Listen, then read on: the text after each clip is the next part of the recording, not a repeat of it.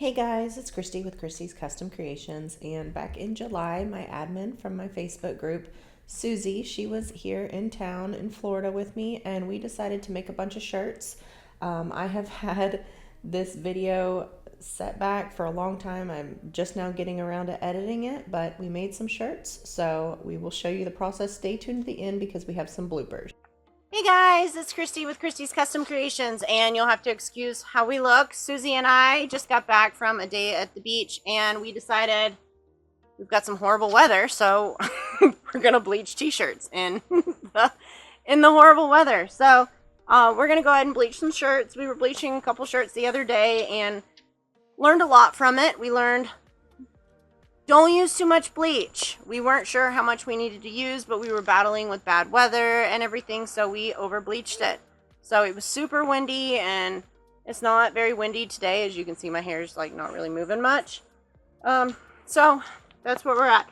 So we bought these boards at Hobby Lobby. They were $1.99 each, and they're just it says shirt form adult on it. It's just cardboard boards that your shirt goes over. It's kind of like the shape of a shirt, and it helps keep your shirt nice and straight whenever you are bleaching it or doing whatever it is that you want to do to it. So we're going to go ahead and get started.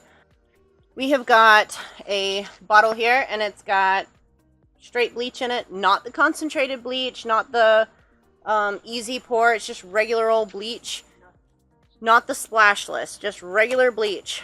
And it is in a $1.99. It is in a $1 bottle from Walmart. So, and then our shirt here, it's a Gildan shirt. We got it from jiffyshirts.com, and it's soft style. This shirt here is 65% polyester and 35% cotton. You want a shirt that is at least 50% polyester to be able to sublimate on it. So we have got the 65 and 35. So let's go ahead and get started. Okay, so I've got a spray going right now. And I want to start by basically mapping off where I want my design to go. So I'm just going to spray it right here. This shirt, it looks like it's going to turn pretty quickly. So I'm just going to map off my area, and then I'm going to fill it in with my bleach. And you don't need a whole lot. So one thing that we learned when we were doing these the other day was less is kind of more. I mean, we got a little crazy because we weren't sure how much bleach we needed to use, and so we got a little heavy and bleach crazy on it, and we didn't need as much as we used. So we're definitely chilling out on the bleach this time. Okay, so I'm gonna just mist it a little bit on my sleeves, mist it down here slightly, and then I really like the look of like the stream kind of across it. So I'm gonna just squirt it with a few like little streaks here and there, and you'll see it starting to show up.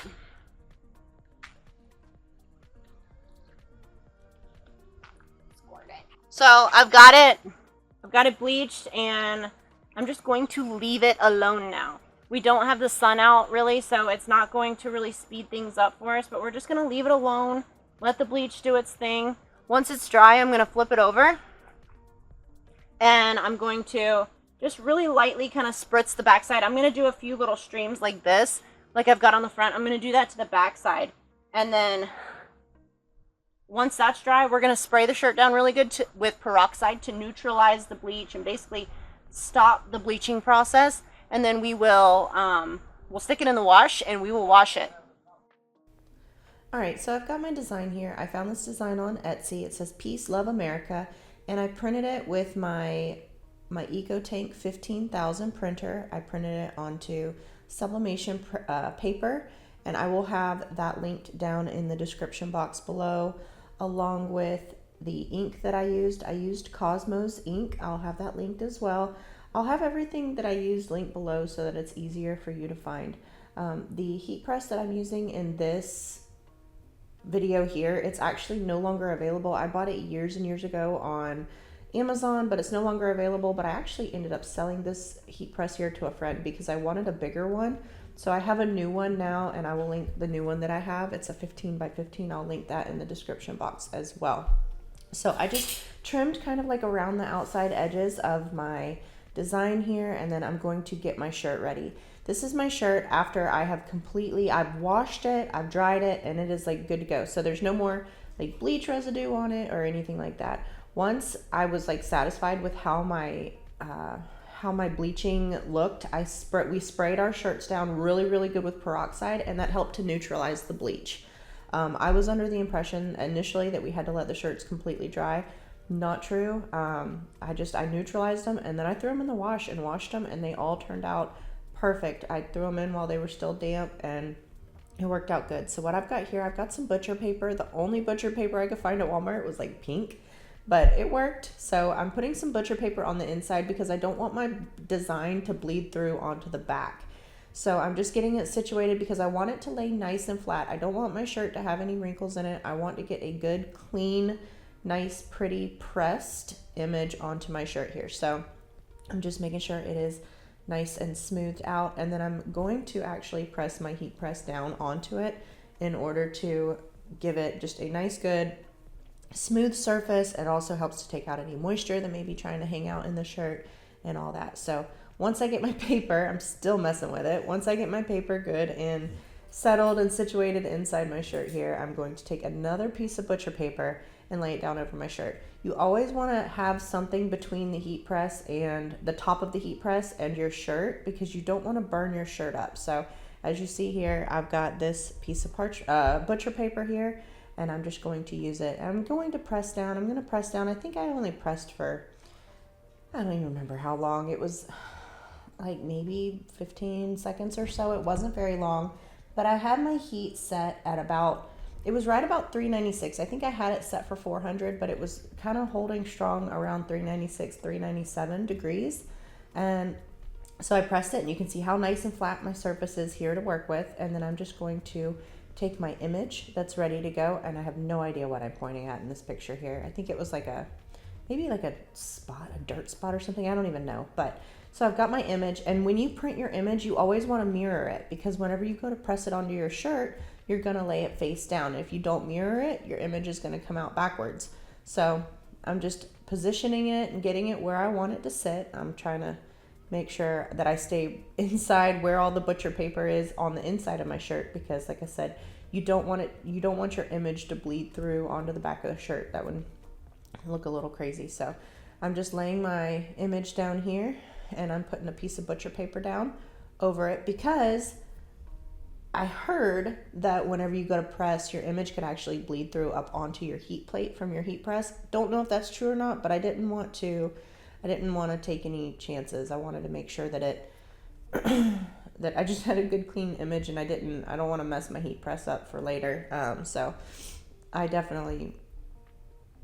made sure and put some butcher paper down, and also heat tape. This is a special tape. It's heat tape. I got it on Amazon as well, and it can withstand the heat from being pressed, and it just helps keep your image in place so it doesn't move around whenever you go to press it. All right, so now that I'm happy with where my image is and everything, I've got a fresh sheet of parchment paper, and y'all, I threw all this parchment paper away afterwards, which was pretty wasteful. I couldn't really think of what I could use it for, but I mean, you can always use it for packaging stuff, like if you ship your tumblers out or anything like that, just use it as packing material. Just hang on to it if you have the space for it. So I pressed at, I believe it was at 380 is what I'm pressing at, and I pressed for 45 seconds, and that's the butcher paper that I used there.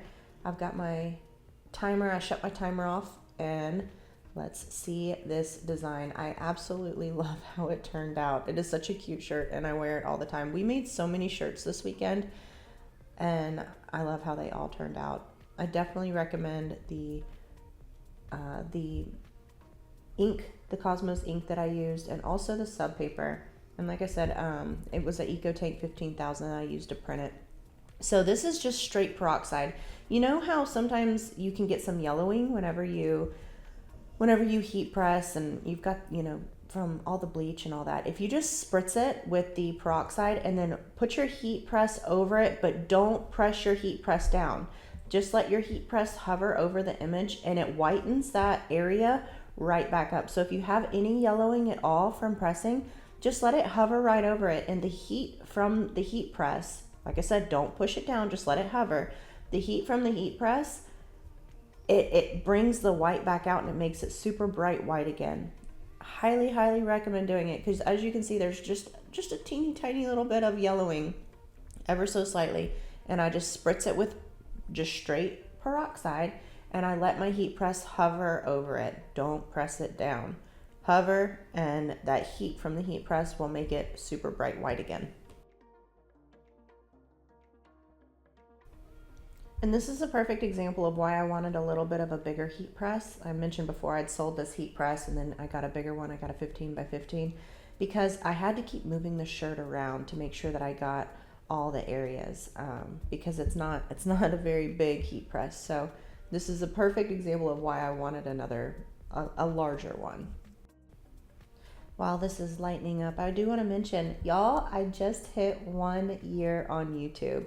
On Friday, November 19th, was my 1 year anniversary from the time I posted my first ever YouTube video, and my subscribers, my Patreons, my friends, my family, everybody has been so incredibly supportive of this YouTube journey, and I am so incredibly thankful to everyone.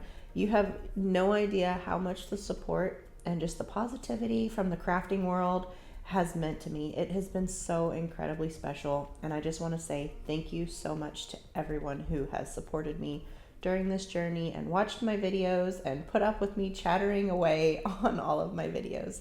So here is the finished shirt.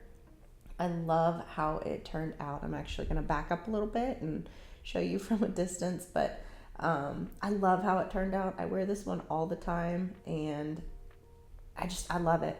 We're gonna actually, Susie's coming back to town in December, and we are going to make some more shirts. So here are some bloopers for you. Come say hi to everybody. Not really. I look a hot mess. We've been at the beach all day, so we're back, and it's been a fun time since she's been here. My neighbors are driving by wondering what the heck I'm doing. Now I'm leaving it alone. We weren't even recording. I swear I hit record. Airplane flying over. But to do sublimation, you need a shirt that is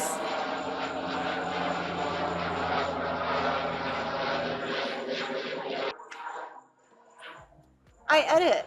Oh. You should have seen what I did the other day. This is a Gildan shirt. I just sprayed bleach. Okay, I'll stop. I'm being scolded by Susie to stop. I hope everyone enjoyed this video, and if you did, please be sure to hit the like and subscribe button. Show us a little bit of love, and as always, I hope everyone has a beautiful, great day. Y'all take care. Bye.